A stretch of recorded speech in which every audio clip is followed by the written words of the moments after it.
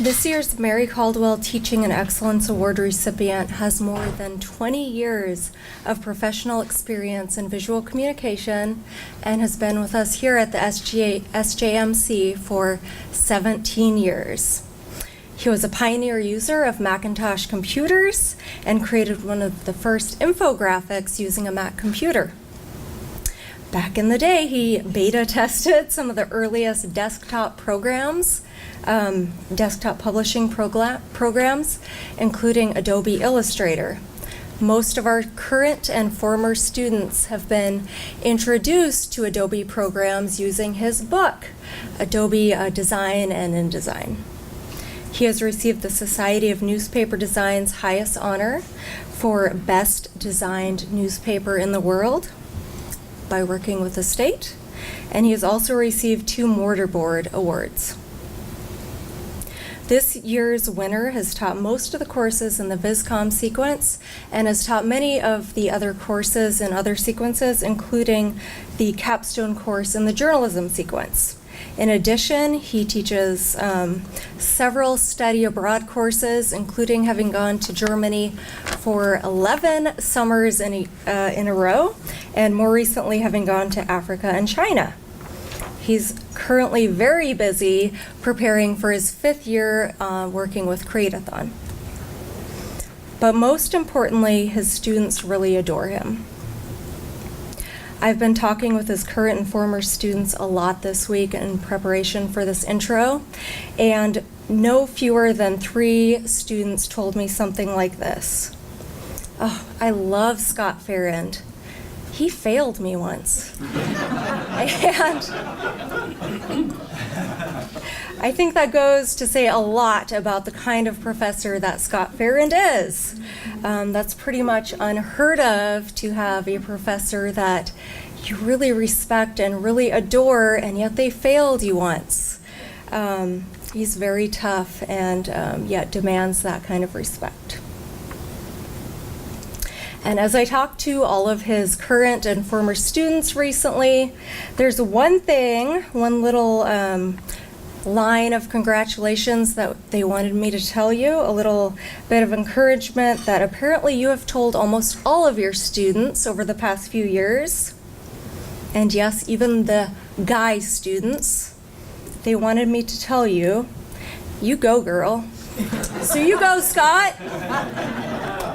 Please congratulate Scott Farrand.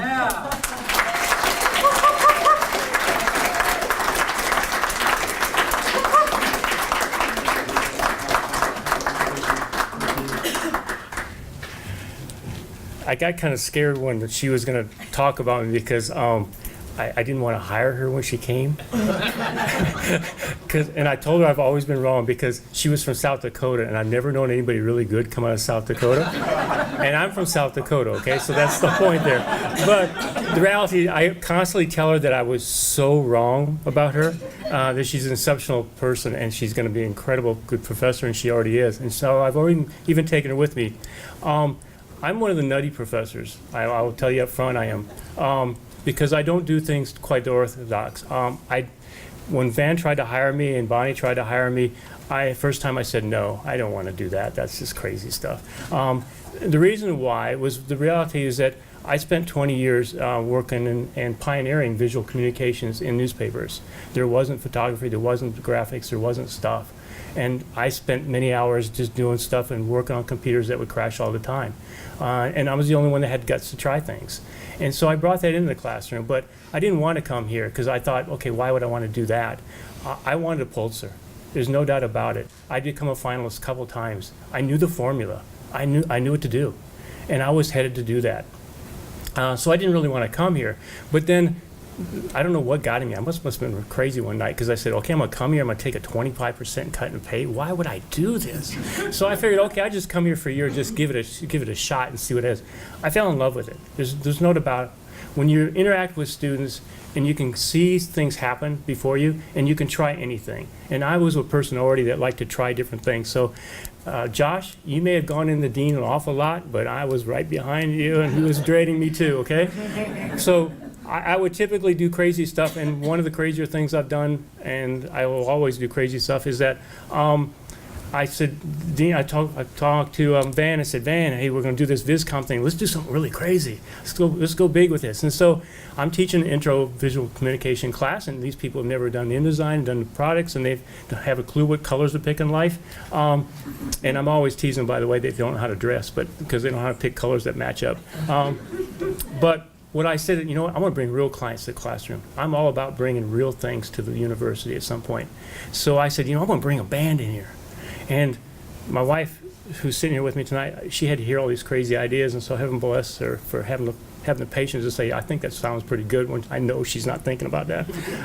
So I said, I'm going to bring a band here. I'm going to bring Hootie. And she says, what? And so I go to the dean, and Van says, you better tell the dean you want to do this. And I told him, I said, I think I'm going to bring him in the classroom. Well, I did. My classroom came in for their final project, and I said, I'm going to bring in a real client. They had no clue, and I had close to 100 students in there, and I brought Hootie and the Bluefish in there. And their eyes, you think their mouth dropped for your little thing. You ain't seen nothing, boy.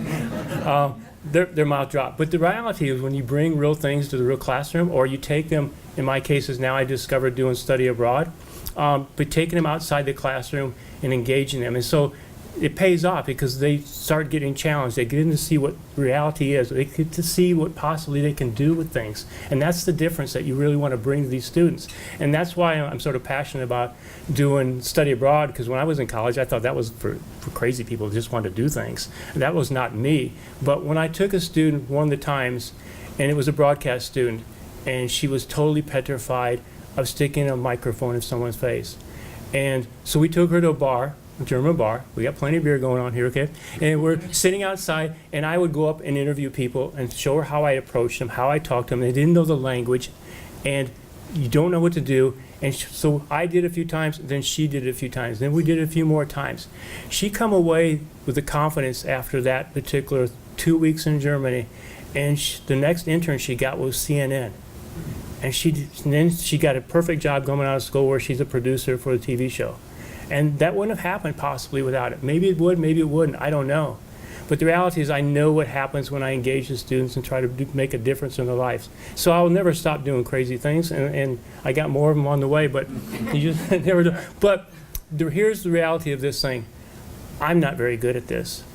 It's the people in this room and the faculty and the students that made me good. I tell every student that I have this mantra, since we've been in the building, and even a couple years before that, I changed how I teach now.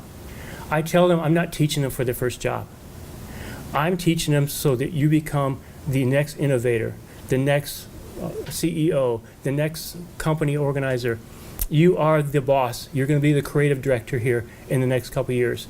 I'm training you for that. You will be hiring people from Clemson. You'll be hiring people from North Carolina, Florida. They will work for you. That's how this thing's going to work now. So it's time to dream big and go big. And so I'm proud of the fact of how many students took that shot to go to New York. And so now in the last couple of years, I've had salaries in 60s and 70,000s of starting other kids.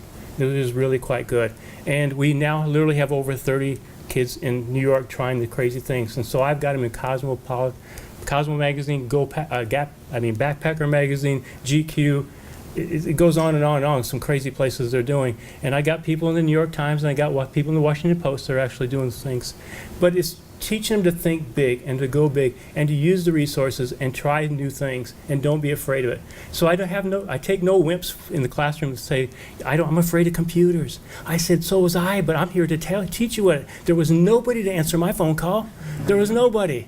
And so I had to work on a 5-inch screen, and you got the great big color one. Do not whine to me. This is not going to happen today. And so the reality is that, getting back to this, is that I'm good because I work with different faculty. I have done a project with over almost 20 different faculty in the J school, and each time I learn from them. And so the study abroad and stuff like this is one of the people took me with them to do some training with Russian journalists. And then I got Olga Grant, who's teaching me this. Everybody here has taught me something else. So I'm simply the culmination of what they put inside me. And then I try to give that back to the students, who in turn give me things. So the reality is, the only reason I'm good is because of everybody here. That's the whole truth of it. I'm just a receptacle, and I'm willing to take a chance and try some new stuff. That's what it's about. So thank you for that experience. And hopefully, we don't know what's going to come yet. Mm-hmm. And I will encourage everybody here, This is my second career. Try a second career. It's kind of fun. Thank you very much.